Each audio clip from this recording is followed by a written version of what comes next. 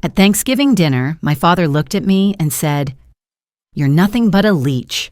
It's time for you to leave this house," after I'd spent all morning cooking the meal I paid for. I calmly set down my fork and replied, "I understand perfectly." The words came out steadier than I expected, considering my hands were trembling slightly under the table. Around me, the dining room fell into complete silence, except for the antique clock ticking in the living room. The same clock I'd paid $340 to repair just last month. I looked up, searching for any flicker of support in my mother's face, but Denise just stared at her plate, methodically rearranging green beans she hadn't touched. Across from me, my 17-year-old sister Tessa's eyes had gone wide, fixed on her water glass like it might provide some escape from this moment. What made this betrayal cut so deep was the brutal timing. I'd spent the entire morning in the kitchen while they watched football, basting the turkey, whipping potatoes, baking 3 different pies. 20 minutes ago, I'd shared news about my promotion at work, hoping for congratulations. Instead, as steam rose from the feast I'd prepared and paid for, my father declared me unwelcome in what he still considered his domain. The irony wasn't lost on me. My name appeared on the $180 monthly electric bill, keeping these lights glowing. The $95 water bill that filled every glass on this table. The $340 grocery receipt for every morsel of this meal. And the $280 insurance statement covering Mom's doctor appointment just last week, yet somehow I was the burden. Frank stared at me now, jaw clenched tight, clearly expecting tears or desperate protests.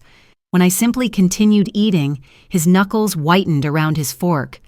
The sweet potato casserole tasted like nothing, but I chewed methodically, swallowed, and took another deliberate bite. "Did you hear what I said?" His voice rose with irritation. "You need to be out by the weekend." Something was shifting inside me.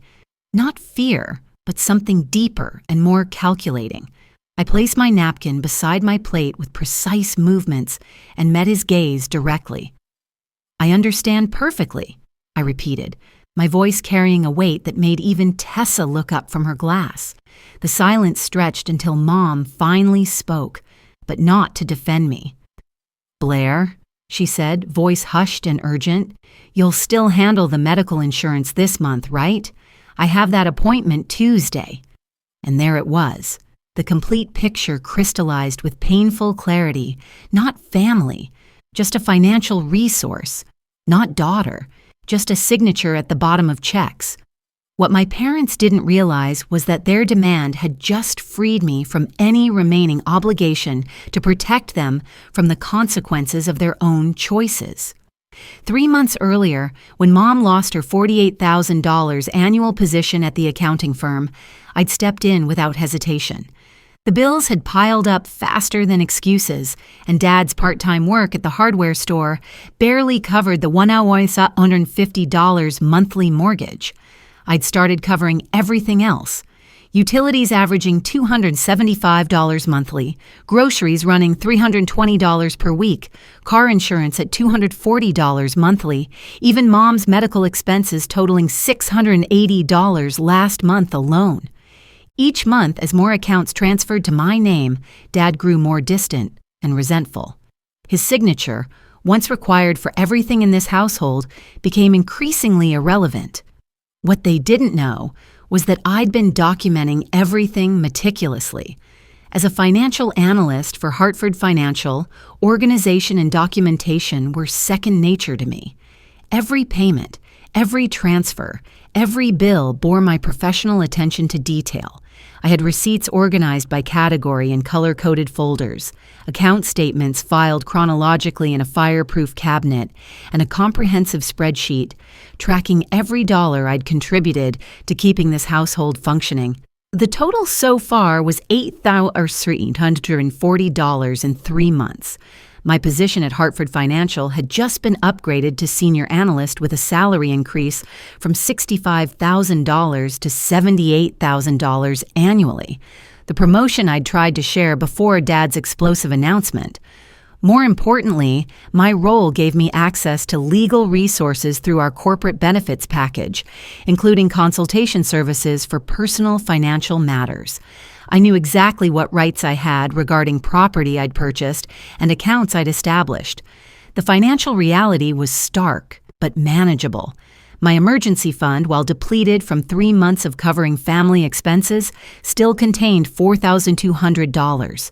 Enough for a security deposit and first month's rent on my own place. My credit score remained excellent at 742 since I'd been making all payments on time, including theirs. I had no debt beyond a reasonable $280 monthly car payment on a vehicle titled solely in my name. What gave me the most strategic advantage was something I'd discovered 2 weeks ago. While organizing bills at the kitchen counter, I'd overheard Dad talking to our neighbor, Mr. Patterson, through the open window. "It's not right," he'd complained, leaning against the fence. "A man losing control of his own household. She acts like she owns the place now." I hadn't realized he meant me until I heard him say my name with such resentment. That conversation had prompted me to secure certain preparations. I'd already researched apartments within my budget, contacted 3 different landlords about availability, and even visited 2 properties that met my criteria. The documentation I maintained professionally had expanded to cover every aspect of my contributions to this household. Most crucially, I'd consulted with Janet Hayes, the attorney our company retained for employee personal matters, about tenant rights and property ownership in situations like mine. Janet had been very clear about one thing: any property I'd purchased with my own funds, regardless of where it was located, belonged to me legally. The receipts I maintained would stand up in any dispute. She'd also mentioned that attempting to prevent someone from retrieving their own property could constitute theft under state law. My parents saw me as an endless resource they could manipulate through guilt and family obligation. What they failed to recognize was that I'd spent 3 months watching their spending patterns while covering their basic needs. I knew exactly how much financial cushion they actually had. Dad's checking account showed a balance of only $340 last time I glimpsed his statement, and more importantly, how quickly their situation would deteriorate without my contributions. The morning after Thanksgiving, I began what I privately called my strategic withdrawal. The first step was the most crucial, securing my own financial independence completely. I drove directly to First National, where I maintained my primary checking account. The branch manager, Linda Castellanos, had handled my banking for 3 years and knew my financial history well. I explained that I needed to remove any shared access from my accounts and establish additional security measures. "I want to be very clear about this," I told Linda as we reviewed my accounts. "No one should be able to access information about these accounts or make any changes without my physical presence and photo identification." Linda nodded professionally. "We can add enhanced security flags immediately. Has someone been attempting unauthorized access?" "Not yet, but I want to prevent any possibility." I handed her a list I'd prepared. "I also need to remove the shared access I granted my parents for emergency purposes 3 years ago." Within an hour, every account bore additional security measures that would require in-person verification for any changes. I opened a new savings account at Community Credit Union entirely, transferring $2,000 as backup insurance. The documentation from these meetings went into a new folder I'd started specifically for this transition. Next, I contacted every utility company, insurance provider, and service account where my name appeared. The conversations followed a similar pattern.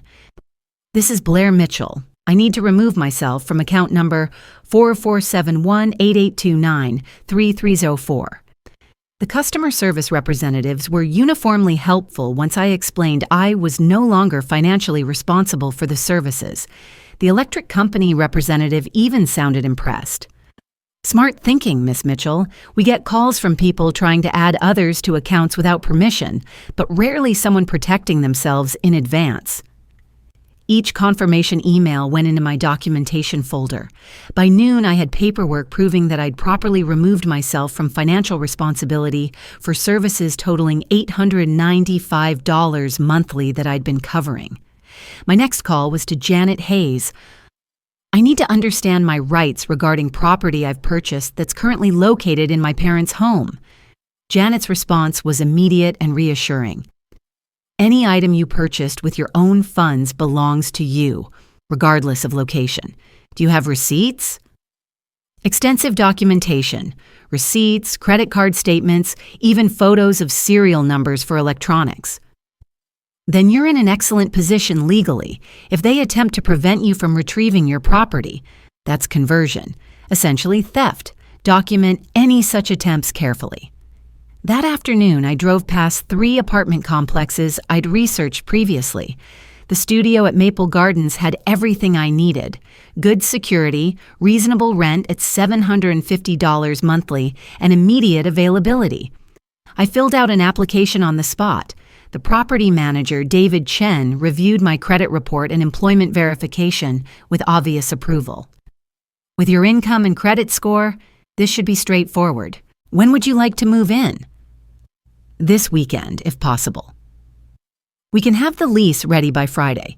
First month's rent plus security deposit will be $1,500 total. Thursday evening, I methodically packed everything that belonged unquestionably to me. The process revealed just how much I'd contributed to the household furnishings. The $800 desk I'd bought when working from home became standard.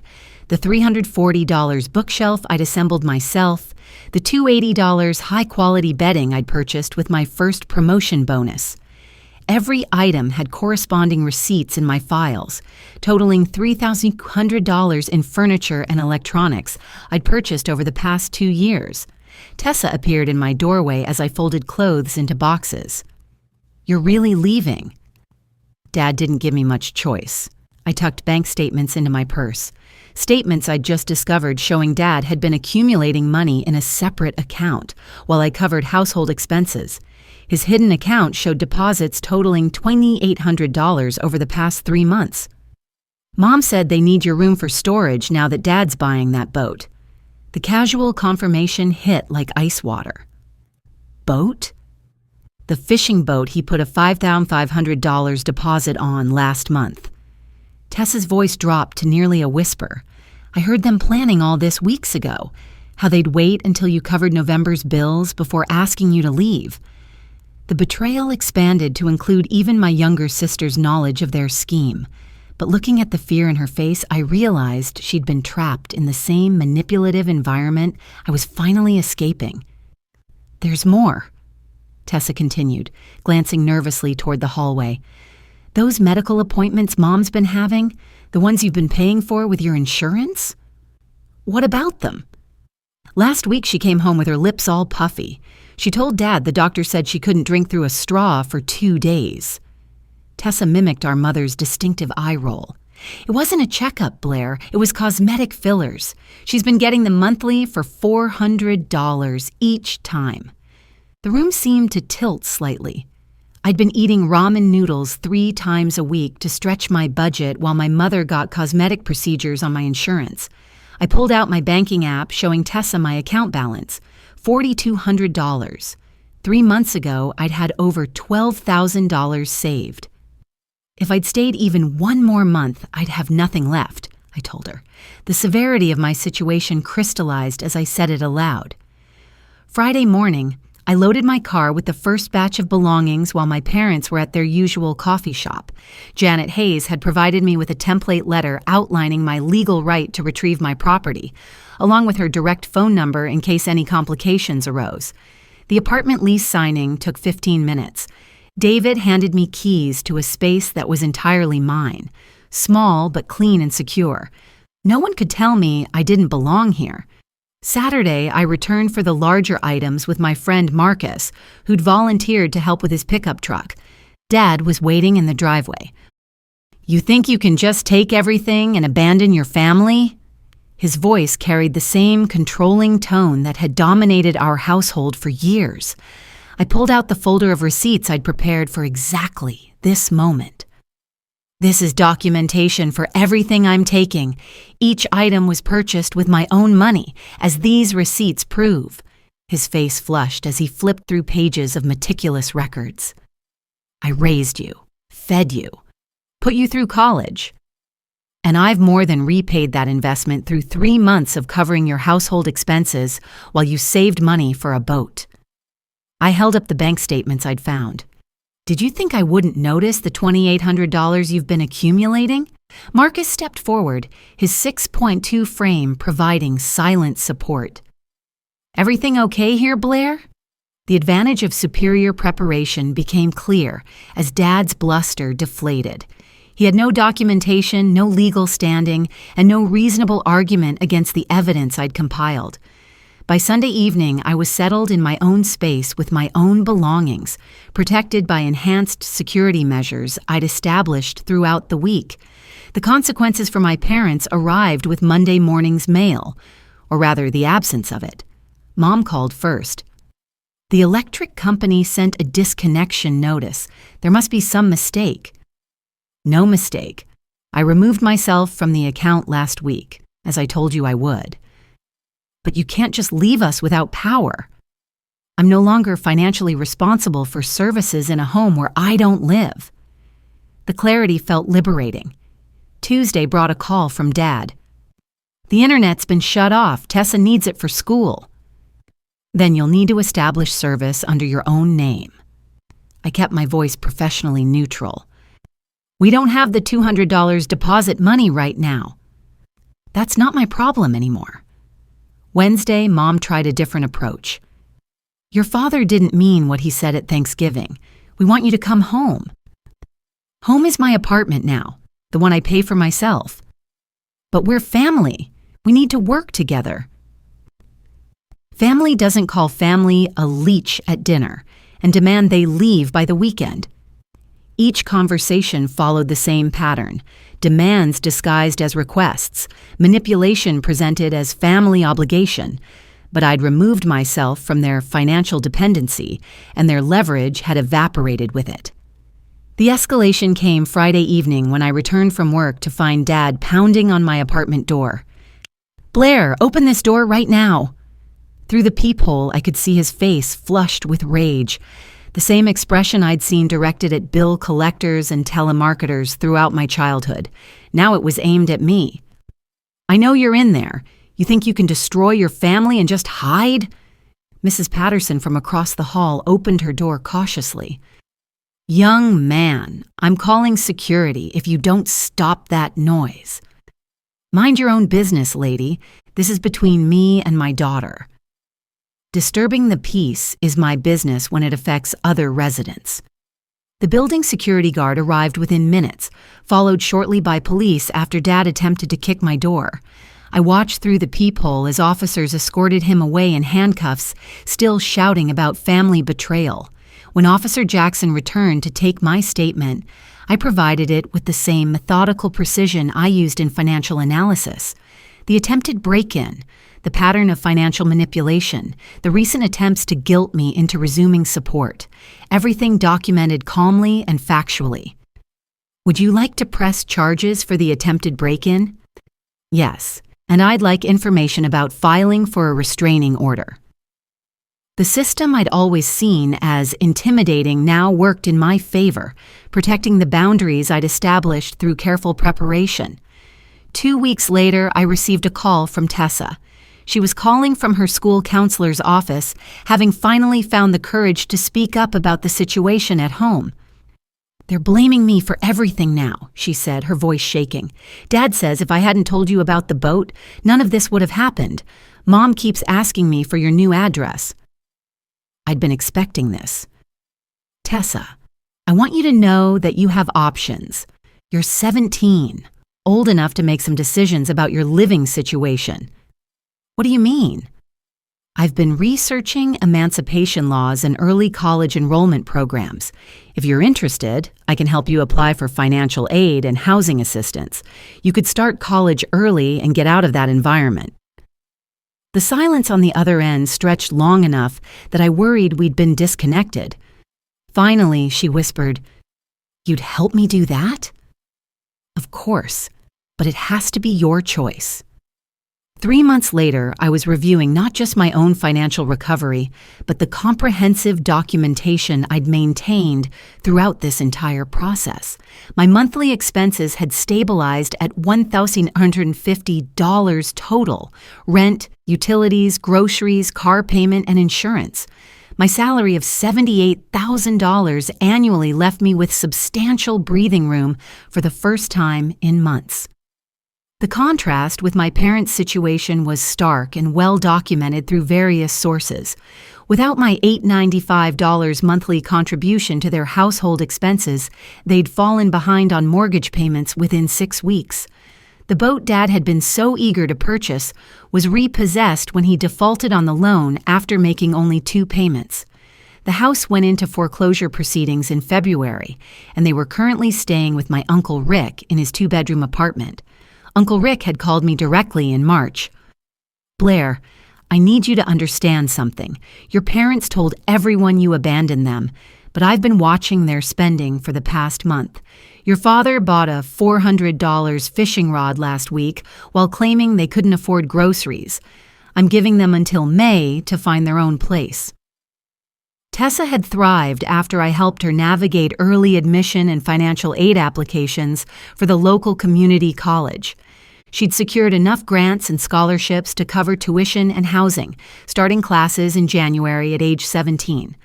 Her grades reflected the peace of mind that came with escaping our parents' manipulative environment. She'd made the dean's list her first semester. "They still blame you for everything," she told me during one of our weekly coffee meetings. "But honestly, they're just facing what would have happened anyway. Your money was just postponing the inevitable." I'd helped her understand something crucial. Enabling destructive behavior isn't kindness. It's just delaying necessary consequences. My withdrawal had forced my parents to confront reality they'd been avoiding. The final vindication came through a call from Janet Hayes in April. "The restraining order violation charge was dropped as part of a plea agreement, but your father has agreed to mandatory anger management counseling.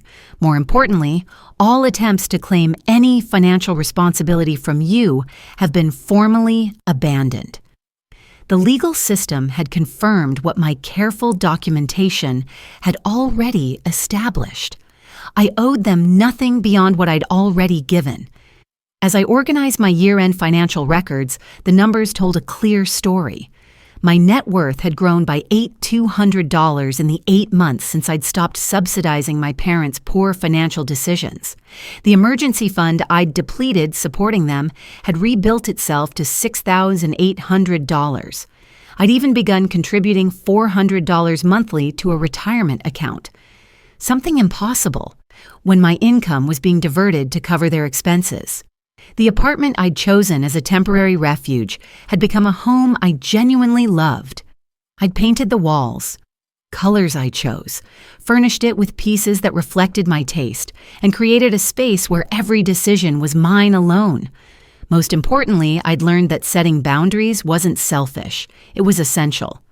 My parents had confused love with financial obligation, family loyalty with unlimited access to my resources. By refusing to continue that confusion, I'd given myself the freedom to build a life based on genuine choice rather than manipulation. Marcus had become more than just a friend who helped me move. We'd been dating for 4 months now, and he'd seen firsthand how I'd handled this family crisis with strategic thinking rather than emotional reaction. "You never lost your cool," he'd observed. "You just methodically protected yourself and let them face the consequences of their own choices." The transformation was complete. The daughter who once absorbed every financial crisis and emotional demand had become a woman who understood her own worth, not measured in dollars contributed to others, but in the strength to protect her own well-being when necessary. They'd called me a leech while I supported them. The irony was perfect. Removing the actual leech from my life had allowed me to flourish in ways I'd never imagined possible. Uncle Rick called one final time in December. Your parents found a small apartment across town. Your father got a full-time job at a different hardware store, and your mother is working part-time at a tax preparation office. They're managing their own bills now, barely, but they're doing it. He paused. I think you should know. They finally admitted to me that they'd been planning to ask you to leave for months. They thought you'd just find your own place and keep paying their bills out of guilt. They never expected you to cut them off completely. What do they say about it now? Your father still grumbles, but your mother said something interesting last week. She said maybe they should have treated you like a daughter instead of a bank account. It was the closest thing to an apology I'd ever receive, and honestly, it was enough. I'd learned that sometimes the most loving thing you can do is refuse to enable someone's destructive behavior, even when that someone is family. The numbers didn't lie. I'd given them $8,340 in 3 months, plus years of smaller contributions before that. In return, I'd been called a leech and ordered to leave. But by documenting everything, protecting my assets, and refusing to be manipulated, I'd not only survived their betrayal, I'd thrived because of it. The lesson was clear. When people show you who they really are, believe them. And when they try to make their financial problems your responsibility, sometimes the most strategic response is to let them solve those problems themselves.